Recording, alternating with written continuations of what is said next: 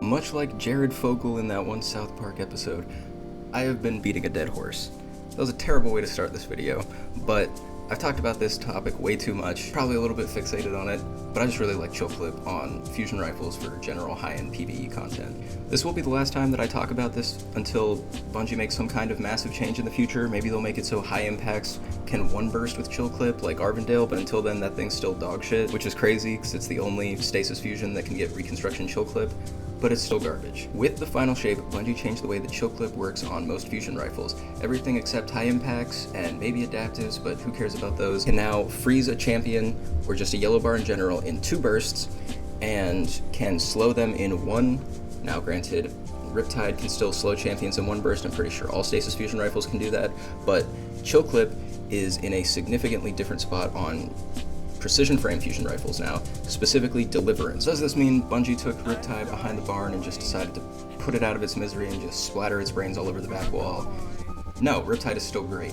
In fact, Riptide is actually still faster at freezing champions than Deliverance because charge time for precision frame fusion rifles bottoms out at 740, which means you don't actually need to go all in as far as enhancing your charge time goes on Deliverance. In fact, I have an Adept one that has a Adept charge time mod, and it has a charge time masterwork, which means that I don't need accelerated coils on there.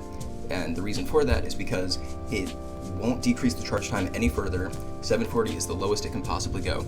But that means that I can use ionized battery, and that means I'll have more rounds in reserves. Now, that's not as beneficial for chill clip because it puts your magazine at 8 instead of 7.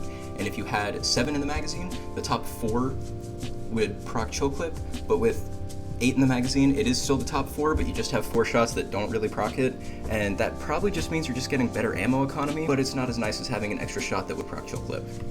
Now, we're going to do some quick pros and cons here, and the pros for Deliverance is the fact that it's very easily farmable. In fact, you can just buy a bunch of them from the chest at the end of Vow of the Disciple. It's craftable, which means if you don't get a good roll, as long as you have 5 red borders or even some deep sight harmonizers, you're going to be able to just craft one and then put whatever perks on it that you want, and then later on enhance them. Riptide does not have access to enhanced perks. However, Deliverance has yet another edge up on Riptide because it can get an Adept variant, and Adept variants are now much better than they used to be because you can enhance the perks on them, and you can change the magazine and barrel perks on them at the Relic on Mars. You can't change the perks, but you can still change the magazine, which I ended up doing, and you can't change the masterwork either, which is a bit disappointing. But on top of all that, once you fully masterwork it, you get bonuses to all of your other stats, which is huge. Now, I got very lucky. Despite being an absolute anchor in our Master Vow run, I managed to pull this Deliverance on my last bit of spoils that I spent at the end of it, and I managed to get one with Demolitionist, Adrenaline Junkie, Compulsive Reloader, and Chill Clip. The other 2 perks don't really matter. Compulsive Reloader is not necessary, but it is still pretty nice for Chill Clip because if you have close to a full magazine, your reload speed is greatly increased, and that's nice because you don't want to accidentally go below your Chill Clip portion of your magazine and then just waste those shots when you could just be reloading from reserves and pushing those up into the top and making them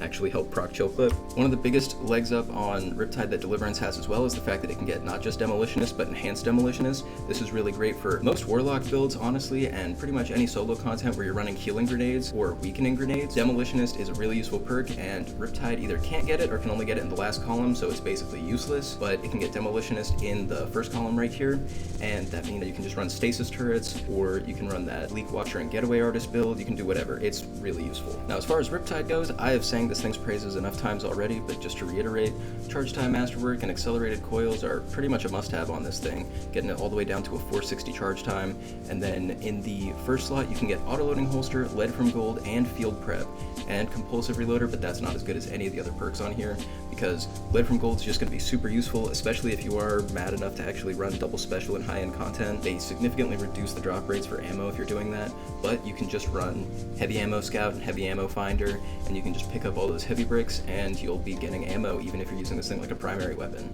Field prep is also really nice, and the fact that you can get multiple perks in the same columns makes it really easy for you to just go from field prep when you rally to a flag and of course non-loadout locked activity to lead from gold or auto-loading holster, and then chill clip in the last slot is just really nice. So just to summarize everything real quick, Riptide still stuns champions faster even if you have both of them with maximum or optimal charge rate. With chill clip, you don't actually need to care about charge time reducing your damage because it's a utility perk. So Riptide can get lowered down to a charge time of 460, which is huge because in only 3 shots you're going to be able to freeze a champion, and that's still faster than the fastest firing Deliverance you can get, which takes 2 shots, and it's only faster by like 10. It's not going to be a noticeable difference, but I mean, you may feel it in GMs. I doubt anyone's going to feel it, but Deliverance is definitely easier to get a god roll on because now the Adept one can roll with 3 perks in each of the columns, and it's also enhanceable, which is huge, and once you enhance it, you can change the battery and you can change the magazine. You can't change the masterwork, but since it's Adept, you can put things like Adept charge time on it, which is going to be huge, and then you can opt for something like Ionized Battery. I have a charge time masterwork and Adept charge time on, so I don't need to go for accelerated coils because it actually does not get any lower than 740. That's nice because that means you can have more ammo, which is where Deliverance kind of feels like it's lacking. That's one of the only cons against it, other than the fact that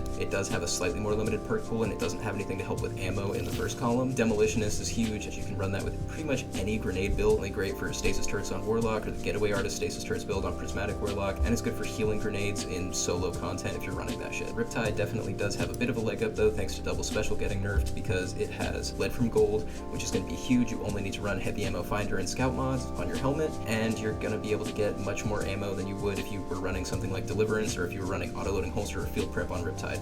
Field Prep is nice because it increases your reserves and it makes it feel like you have a lot more ammo than Deliverance, but at the same time, it's still not as good if you're running things like double special, so it's probably going to be harder to get away with running Forbearance with Deliverance or even Indebted Kindness or the new Solar Rocket Sidearm. But if you run Riptide, that's definitely going to be a bit easier, and honestly, Riptide is farmable through PvP, so if you're a PvP player, I'd recommend that. But if you raid at all, I would recommend going for Deliverance, because you can craft Deliverance once you get 5 patterns, even if you get like just dog shit rolls for every single one of them. And then if you do the master version of Vow of the Disciple, you're going to be able to just buy Adept Deliverances at the end if you got them. This took me only 4 purchases, and I managed to get one of these despite being the massive anchor that was weighing our damage down on Rolk.